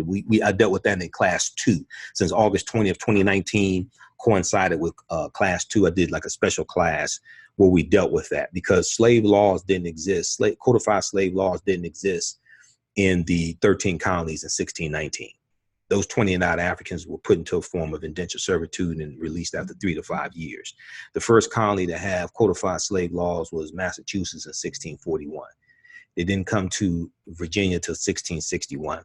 Codified slave laws come to the various colonies at different times. It didn't all just happen at one time. The whole way the slavery evolves in the 13 British colonies is totally different than the way we actually think it did. Okay, so that's why this history is important. People's history and culture teaches them how to deal with the problems of the past, in the present, and the future to meet the needs of the community. All right. Then also we have Hidden Colors 5, The Art of Black Warfare, available at our website, AfricanHistoryNetwork.com. It came out August 12th, Hidden Colors 5 from Director Tariq Nasheed. As soon as you order it, you'll get 3 free digital downloads of my latest presentations, including 6 principles of political self-defense, how laws and policies impact the economic conditions of African Americans. Okay, so those are 3 digital downloads you get automatically when you purchase Hidden Colors 5 from our website, AfricanHistoryNetwork.com. We just posted the link there. Okay. All right. Anita, Lorthy, and also the online course is suitable for children ages 13 and older. Okay. So the people ask me about that. Yeah, it's suitable for children. We do a PowerPoint presentation. We have book references, articles, things like that. It's not vulgar. Don't use a lot of profanity, etc. Because we talk about slavery, because we talk about, some brutality inflicted upon African people, I would say it's ages, it's PG-13, ages 13 and up. Okay, so it's good. You can use it with teenagers, middle school students, what have you. Learn from history so you don't repeat it, Andron said. Yeah, absolutely. People's history and culture teaches them how to deal with the problems of the past, in the present, and the future to meet the needs of the community. Okay, everybody, look, we have to get out of here. If you want me to do a presentation for your group or organization, email me at customerservice@AfricanHistoryNetwork.com. Customerservice@AfricanHistoryNetwork.com. I mean, I have presentations on all different subjects. One of the ones I'm really doing now, I do it on the Black Agenda Tour, is 6 principles of political self-defense, because we're into the 2020 presidential election campaign, and many of us don't understand politics being the legal distribution of scarce wealth, power, and resources, and the writing of laws, statutes, ordinances, amendments, and treaties, their adoption, interpretation, and enforcement. This is one of the reasons why we don't understand how to make legal arguments for reparations, because a lot of these arguments for reparations are not legal arguments. And you go into lawmakers who write laws and you're making arguments for reparations not based upon law, and that's a problem. All right. So we have to get out of here. Remember, at the African History Network, we focus on educating, empowering, and inspiring people of African descent throughout the diaspora and around the world, because right now it's corrects wrong behavior. What you do for yourself, what you do to yourself, and what you allow other people to do to you and get away with is based upon what you think about yourself. What you think about yourself is based upon what you have been taught about yourself. What you've been taught about yourself is based upon everything you've read, heard, and seen about yourself. Okay. Right now it's corrects wrong behavior. It's not over till we win. Wakanda forever. We'll talk to you next time. Peace.